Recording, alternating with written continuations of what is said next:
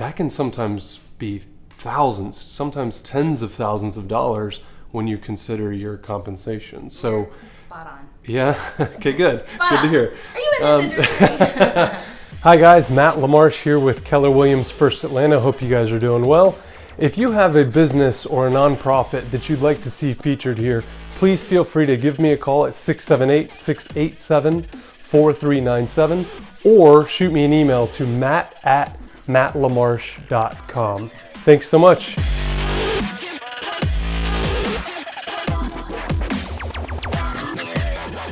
So tell us who you are and what you do. Yeah, my name is Holly Overdyke, and I have a company here in Brookhaven / Sandy Springs. My business partner is over there, called Activ8 Consulting, and we do employee benefits consulting that centers around employee engagement strategies and technology solutions. Perfect. And so who are you guys, who's your target? Who are you normally trying to engage with, to do business with? Any employer of any size. Yeah. We really don't have a target market. I will say that based on the sophistication level of larger employers, typically they have an internal team that does a lot of what we do. But really and truly, groups under 3,000 employees would probably benefit from our services. We work a lot in conjunction with an employer's benefits broker or consultant oftentimes. We do have clients of our own directly, but the company started as a result of being a product of I was a wholesaler for an insurance company, so I grew up in the business calling on brokers and consultants, so naturally that was a good fit for me to distribute our services. And over time, as we evolved, we decided that based on the feedback that we were hearing from employers, they really liked what we were doing. They weren't necessarily happy with their broker, and they kind of wanted to do something different. So we have definitely evolved, but we do have a couple of different channels of distribution, like I said, one of which being broker channel, and then the other is direct. Gotcha.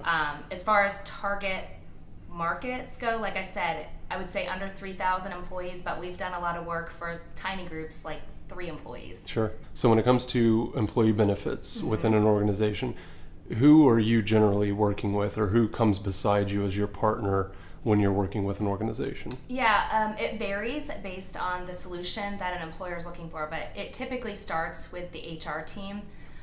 We kind of sit down with them to understand what their challenges have been, how they've grown as an organization, what they want to ultimately change about how they communicate, what benefits they offer to their employees.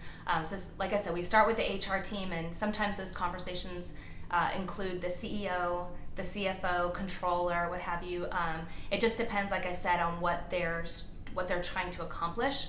So if they want to put in an executive benefits package, then obviously, it's not just the HR team that's part of that conversation, it's the C-suite as well. Tell us a little more about you as far as your background, your professional background, kind of how you got to this point.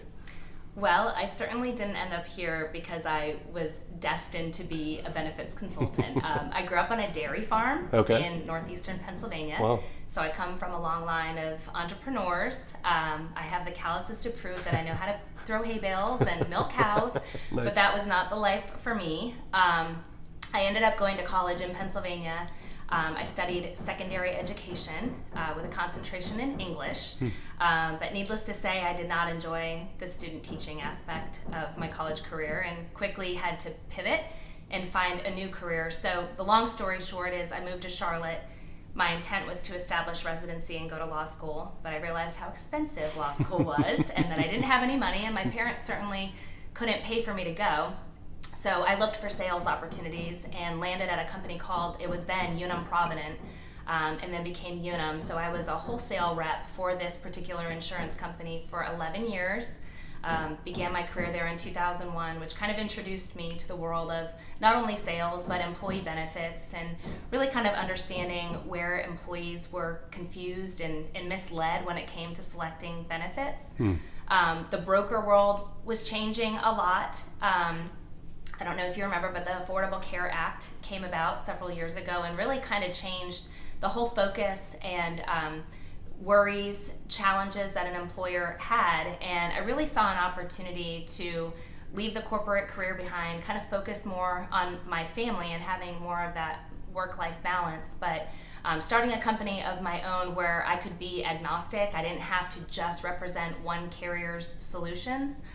So I launched Activ8 in 2015, Activ8 Consulting, and did so with the desire and the vision to really help all of the brokers that I was working with, but more importantly, their clients, really put more of a focus on what I would call the ancillary benefits that exist. So not just so much of a focus on medical and cost containment strategies around medical, but really helping employees understand the value in their other benefits, and the investment that their employer is making in them outside of medical insurance. Sure. Well, and I worked in corporate America for a long time. Benefits can be confusing as well, right? Yes. So I assume there's a lot of education that goes along with what you do, and not just within the leadership, but certainly for the organization themselves, right? Yes, definitely. I mean, there is a big challenge with illiteracy, benefit illiteracy, especially when you're receiving a bill and you don't know what that bill is for, right? So an HR team in and of itself cannot provide all of the education that an employee would benefit from in that single orientation meeting that they're holding with that employee. Right. And that poor employee is overwhelmed with all sorts of information, the forms that need to be completed, the benefits that need to be enrolled in. They're just trying to get their feet wet at the company, and they're not concerned, and they're not well versed in what benefit selections to make. So that's really where our team comes in to say, hey, let us take some of that heavy lifting off of you, HR. We'll develop the communication campaign around your benefits, a communication campaign around anything that you would want to communicate, not only during open enrollment, but also throughout the year.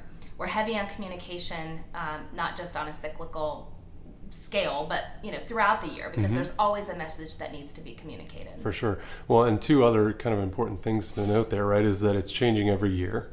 I mean, that world, benefits in general are changing because it's a competitive business. Correct. Right? But then, in addition, you're having to probably either go with a new carrier or change benefits on an annual basis anyway, right? Medical specifically, yes. Yeah. What tends to happen, though, is because of that, and there's so much emphasis on medical insurance because that's what changes so substantially year to year, including carrier changes and having to wait for new ID cards and not knowing if you're covered, when you're covered, if you're in the carrier system, if you're not, etc. A lot of times the other benefits kind of get put on the back burner and they don't have as much attention given to them year to year. Brokers typically do market those benefits to make sure that the rates are relevant and accurate and appropriate relative to the other carriers in the market. But what doesn't tend to happen is really that digging in, peeling back the onion, determining whether I'm going to use the example of a long-term disability plan, making sure that the long-term disability plan that was put in 10 years ago is still relevant today, based on the incomes within the group, based on whether or not the employees have incentive compensation. That's the part that's not happening, and that's kind of where we come in, is to say, listen, let your broker take a good, strong, close look year in and year out at the medical, and we'll kind of handle everything else. Yeah. We'll dig in and make sure that your benefits are appropriate, they're relevant, they're appreciated, they're valued. Yeah, well, that's really important too, because a lot of people, when they're looking for a job or even a career change, they look at the money, they look at the salary, the income, the commissions, whatever there. They don't always consider or strongly consider the benefits that come along. And there are some really unbelievable companies out there that provide unbelievable benefits, right. But that's never really taken into the equation so much. At least I found in my short time in corporate America. So talk a little bit about that as a benefit. So not just medical, but certainly as a whole host of products that live there. That can sometimes be thousands, sometimes tens of thousands of dollars when you consider your compensation. So spot on. Yeah. Okay, good. Good to hear. Are you in this industry? Well, a lot of people I don't think they measure that, or they balance that with the other side of things. We just look at the paycheck or what we're getting every month, every week, every year, and go, good, right. But the benefits, to your point, is a really big part of that discussion, and should be a big part of that discussion, whether you're entrepreneurial or not, and you have decided you're going to work for corporate America, type business for the rest of your life. That's a big piece of that puzzle. Correct. Yeah. And too often employees just look at their take-home pay and they're not considering, to your point, that hidden paycheck that's made up of all things total rewards related, whether it's disability insurance, pet insurance, the 401k plan. They're kind of missing out on that aspect of what their real take-home is. And there have been study after study that shows that a company can have the best benefits available in the marketplace in that given industry, but if they're not communicated correctly or appropriately, the employees have no idea what they have. So therefore, there's no appreciation, and it's a big waste from the employer's standpoint. But alternatively, there are also studies that show that when an employee has a mediocre benefits package, but they communicate it well, the employees receive it better and they have a greater appreciation for what their employer is offering. So I assume then you're able to bridge that gap. No matter what the package looks like, obviously the communication is a big piece of it, right? It is. And it builds that deeper appreciation. And it's throughout the year, which really helps the HR team or the C-suite team emphasize what it is that they want their employees to hear from them. Whatever messaging, whether it's culture or philosophical or directionally where that company wants to go, there's a huge value and there's a talent shortage in the marketplace. So from an employer's standpoint, why would you not want to communicate benefits? So that way you're not potentially losing that key employee to a key competitor of yours, a formidable competitor in the marketplace, because that employer happened to communicate their benefits more strongly than you did. Yeah, no, that's a great point. As far as competition goes as well, I mean, not just retaining good employees, keeping new ones, but also attracting. Correct. Bringing new blood in. So that's right. Very good. So when you moved from Charlotte to Atlanta, what made you choose this particular area? Right. Well, I was working for a company called Unum that I mentioned earlier, and their office was at the King Building, at the concourse. Yeah. And I didn't frequent Atlanta prior to that, so I was moving to a new, very large city, and the office, I needed to find a place that was close to the office where I lived because I didn't want to have to get lost and navigate Atlanta traffic, which was bad then, is worse now, but whatever. So at the time, my mentor at Unum had a townhouse right in what is now Sandy Springs. It wasn't technically Sandy Springs at that time, but she had space for me to move in, so I became her roommate, and she showed me all the ropes, all the back roads to get from Roswell Road essentially to the King Building. But I kind of had a little bubble over there. It's not there anymore, but I love football, and I would go to a place that's now Taco Mac, but it used to be called Jocks and Jills. And that would be where I would go every Sunday to watch football in my downtime. But I made a left out of the driveway, I went a mile up the road, and there was Jocks and Jills, and I could easily find my way home. Nice. And then another restaurant and grocery store were really close by, so I knew that I wouldn't have to get lost if I left that area. But now, fast forward, I've been here for almost 15 years, and I stayed in this area because A, it's beautiful. B, it feels like you're in the city, but you're really not.